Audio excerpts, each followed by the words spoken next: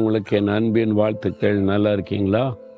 எப்பவுமே சந்தோஷமா இருக்குன்னு சொல்லிக்கிட்டே இருக்கிறேன்ல. இயேசுக்குள்ள எப்பவுமே சந்தோஷமா இருக்கணும், சரியா? ஆண்டவர் கூட இருந்தா எப்பவுமே சந்தோஷமா இருக்கலாம். அவர் கூட இருந்தா பிரச்சனை இருக்கும், போராட்டம் இருக்கும், நெருக்கம் இருக்கும். எல்லாத்துக்கும் மத்தியில் அற்புதமாய் நடத்துவார்.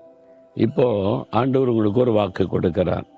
என்ன தெரியுமா? 37வது அதிகாரம் எசேக்கியேல்ல 37 14ஆம் வசனத்துல, என் ஆவியை உங்களுக்குள் நான் வைப்பேன், நீங்கள் உயிரடைவீர்கள். நான் உயிரோடு தானே இருக்கிறேன் அப்படின்னு நினைக்கிறீங்களா? அது ஆவிக்குரிய ஒரு முக்கியமான சத்தியம் இது. நம்முடைய ஆவிக்குரிய வாழ்க்கையில சில காரியங்கள் நம்மை பாதித்து நமக்குள்ள ஒரு மரண நிலைமை கொண்டு வருகிறது. சொல்லுவாங்க, என்னால் ஜெபிக்க முடியல, ஜெப வாழ்க்கையில செத்து போன மாதிரி இருக்குது, சந்தோஷம் இல்லை, மன மகிழ்ச்சி இல்லை, என் சந்தோஷம் எல்லாம் செத்து போச்சுது, எங்களுடைய குடும்பத்தில் நிம்மதியில் எல்லாம் செத்து போச்சு அப்படி சொல்லுவாங்க. பார்த்தீங்களா? ஒரு பாதிப்பு. அப்போ ஆவியானவர் வரும்போது அதை உயிர்ப்பிக்கிறார். அப்போ ஆண்டவர் தம்முடைய ஆவியை நமக்குள்ள அனுப்பி நம்முடைய வாழ்க்கையை அவர் உயிர்ப்பிக்கிறார். இன்றைக்கு உங்கள் வாழ்க்கையில் ஒரு பாதிப்பு இருக்குது, ஏதோ ஒரு பகுதியில் மரித்து போன ஒரு நிலைமை. ஆவியானுடைய வல்லமை இறங்கும் பொழுது உயிர்ப்பிப்பார். இழந்து போன சந்தோஷம் நமக்கு திரும்ப உண்டாகும். இழந்து போன அந்த மன மகிழ்ச்சி வீட்டுக்குள்ளே உண்டாகும். இழந்து போன ஆசீர்வாதம் திரும்ப வரும். செத்து போச்சுன்னு நினைச்சேன், மறுபடியும் உயிர்ப்பித்தது.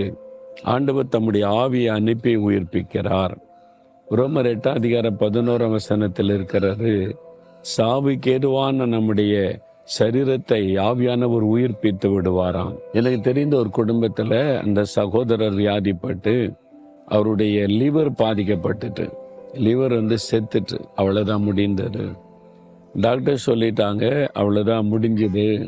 இனிமே பல நாள் ஆஸ்பத்திரியில் இருந்தாங்க, ஃபைனல் ஸ்டேஜு. சொந்தக்காரங்களால் வர சொல்லிடுங்க, கடைசியாக பார்த்துடட்டும். உறவுகள்லாம் பார்த்துட்டாங்க. இப்போ சொல்லி எனி டைம் மரணம் இருக்கலாம், நாளைக்கு உயிரோடு இருக்கிறது ரொம்ப கஷ்டம்ட்டாங்க. அப்போ ஃபைனல் ஸ்டேஜ், பேச்சு மூச்சு இல்லை, அப்படி ஐசியூ யூனிட்டில் வச்சுருக்கிறாங்க.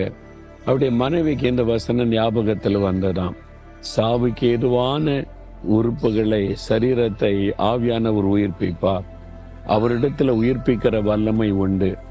உடனே அவங்க அந்த வசனத்தை வைத்து கொண்டு ராத்திரி எல்லாம் ஆஸ்பத்திரியில விழித்து கொண்டு ஐசியூ யூனிட்டுக்குள்ள கணவர் இருக்கிறார், உயிருக்கு போராடிக்கிட்டு இருக்கிறார். இவங்க வசனத்துல கை வைத்து, ஆவியானவர் உயிர்ப்பிக்கிறவர், என் கணவர் மேல அந்த ஆவியானவர் இறங்கட்டும், என் கணவருடைய சரீரத்தை உயிர்ப்பிக்கட்டும், அந்த லிவரை உயிர்ப்பிக்கட்டும், நான் விசுவாசிக்கிறேன்னு அந்த விசுவாசத்தை அறிக்கை செய்து ஜெபித்து கொண்டே இருந்தாங்க.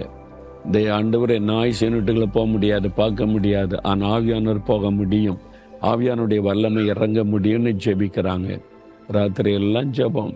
காலையில் டாக்டர்ஸ் பார்த்தா அவர் விழிச்சு பேச ஆரம்பிக்கிறாரு. அவருடைய சரீரத்தில் ஒரு பெரிய மாற்றம். டாக்டர்ஸ் பார்க்காங்க, செத்து போயிடுவார் நினைச்சா உயிரோடு இருக்கிறாரு, பேசுறாரு.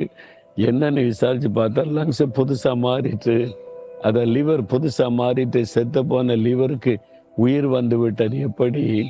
மனைவிக்கு தான் தெரியும். அவங்க அந்த வசனத்தை வைத்து ஜெபித்தாங்க. சாவுக்கு ஏதுவான சரீரத்தையும் உயிர்ப்பிக்கிற வல்லமை ஆவியானவருக்கு உண்டு. அந்த ஆவியை நான் உங்களுக்குள்ளே வைப்பேன், உயிரடைவீர்கள். அப்போ உங்களுடைய வாழ்க்கையில எந்த பகுதியில் ஆவியானுடைய வல்லமை வேணும்?